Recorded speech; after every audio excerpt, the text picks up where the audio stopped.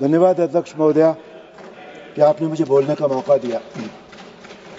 भारत के सहकारी आंदोलन के इतिहास में 6 जुलाई 2021 का दिन सोने के अक्षरों से लिखा जाना चाहिए। इस दिन भारत सरकार ने सहकारिता मंत्रालय की स्थापना करने का निर्णय लिया था। साथ ही देश के पहले सहकारिता मंत्री का अतिरिक्त दायित्व देश के गृह मंत्री श्री अमित शाह जी को दिया गया, जिनमें देश के करोड़ों लोग लौह पुरुष सरदार पटेल की छवि देखते हैं। जहां न पहुंचे रवि वहां पहुंचे कवि की तर्ज पर हमारे लोकप्रिय आदरणीय प्रधानमंत्री श्री नरेंद्र मोदी जी अर्थव्यवस्था के हर क्षेत्र पर अपनी पैनी निगाह रखते हैं। इसलिए जब उन्होंने सहकारिता क्षेत्र को सुधारने का निर्णय लिया तो सहकारिता मंत्रालय बनाकर उसका पहला मंत्री अत्यंत सक्षम मंत्री श्री अमित शाह जी को बनाया। वास्तव में इस मंत्रालय की स्थापना की जरूरत इसलिए पड़ी क्योंकि देश में सहकारिता आंदोलन कुछ सम्मानजनक अपवादों को छोड़कर भ्रष्टाचार, अक्षमता, भाई भतीजावाद तथा अशिक्षा के बोझ तले दबा हुआ था। देश के ग्रामीण इलाकों में अनेकों लोग मजाक में सोसाइटी को 100 कहते थे, अर्थात ऐसी संस्था जो अपने घटिया मैनेजमेंट से 100 रुपए को 60 रुपया कर दे।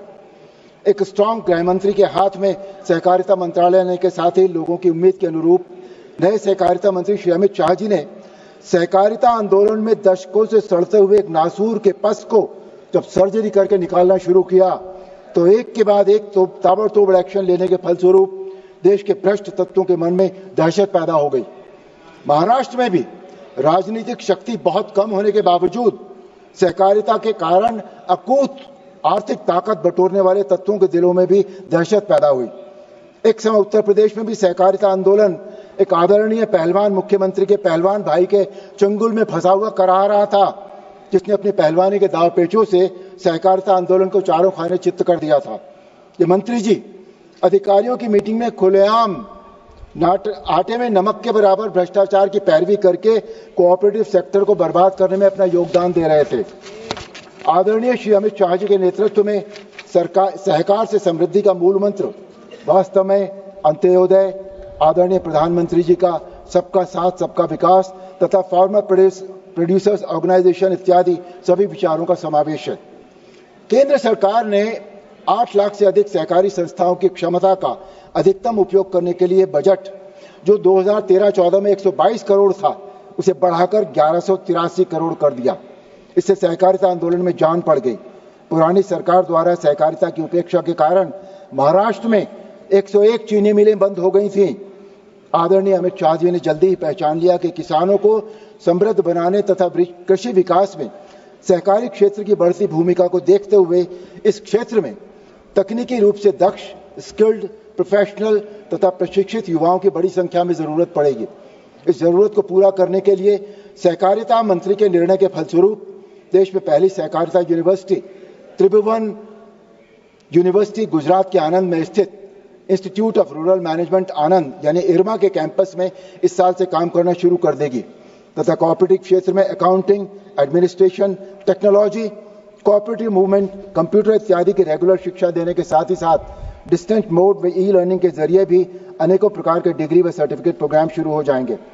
इरमा को कोऑपरेटिव यूनिवर्सिटी के रूप में नेशनल एमिनेंस का इंस्टीट्यूशन माना जाएगा, जहां कोऑपरेटिव सेक्टर के युवाओं को मैनेजमेंट शिक्षा और मार्केटिंग का प्रशिक्षण दिया जाएगा। कोऑपरेटिव रिसर्च को भी बढ़ावा दिया जाएगा। कोऑपरेटिव सेक्टर भारत की सोशियो इकोनॉमिक फैब्रिक में एक बहुत महत्वपूर्ण रोल निभाता है। सहकारी क्षेत्र में महिलाओं की भागीदारी 60% से ज्यादा है। सहकारी आंदोलन में महिलाओं की अग्रणी भूमिका के बिना संपूर्ण सहकार की परिकल्पना संभव नहीं है। सबका साथ, सबका विकास, सबका विश्वास और सबका प्रयास, ये सहकारिता की रीढ़ के रूप में मोदी सरकार ने हाशिए पर पड़े समुदायों, विशेषकर अनुसूचित जातियों और अन्य पिछड़े वर्गों को सहकारी क्षेत्र में शामिल करने में महत्वपूर्ण प्रगति की है। अब बहुराज्यीय सहकारी समितियों यानी एमएससी के लिए अनुसूचित जाति या अनुसूचित जनजाति समुदाय से कम एक निर्देशक रखना अनिवार्य है। वर्तमान में कोऑपरेटिव क्षेत्र में ट्रेनिंग का कोई संगठित रूप नहीं है तथा इसमें एक रूपता की कमी है।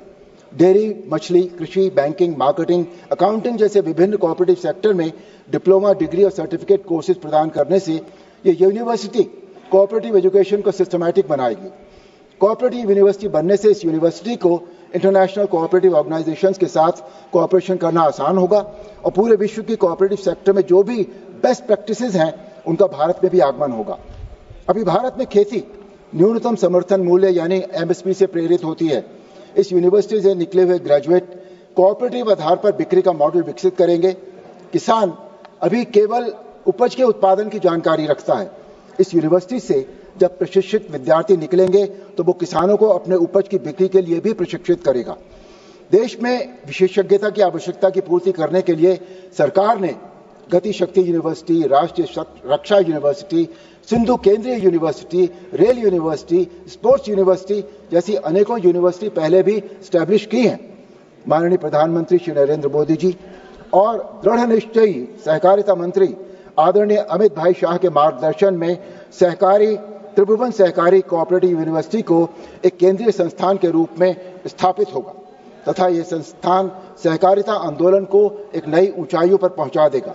मैं त्रिभुवन सहकारी यूनिवर्सिटी विधेयक 2025 का समर्थन करने के साथ साथ ये भी मांग करता हूं कि क्योंकि उत्तर प्रदेश के पश्चिमी क्षेत्र में सहकारी आंदोलन प्रॉफिट में है तथा सफल है, इसलिए इस विश्वविद्यालय से संबंधित उत्तर प्रदेश में पहला कॉलेज मैं मेरे लोकसभा क्षेत्र मेरठ हापुड़ में खोलने का अनुरोध करता हूं तथा इस विधेयक का दिल और दिमाग दोनों से समर्थन करता हूं।